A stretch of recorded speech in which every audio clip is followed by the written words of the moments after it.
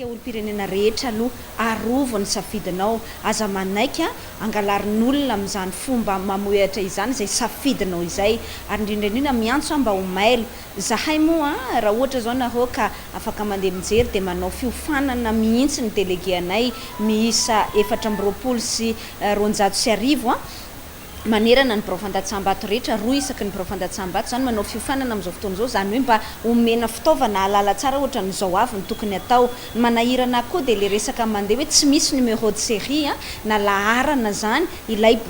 bulletin de vote na ny bulletin unique ina daholo ny dikan'izany fa na inona tsy mampiematra antsika izany tehiteny ako amin'ny fiditsika rehetra amin'ity androandroany ity hoe aoka mailo isika rehetra aoka mba hijery sy anara-maso akaikany anatin'ny Birafandatsambato any manomboka amin'ny fotoana isokafan'ilay Birafandatsambato mandrapatonga ny fanisambato mihitsy ary aoka hijery akaiky ihany koa ny zavatra voasoratra ao anatin'ny procès verbal.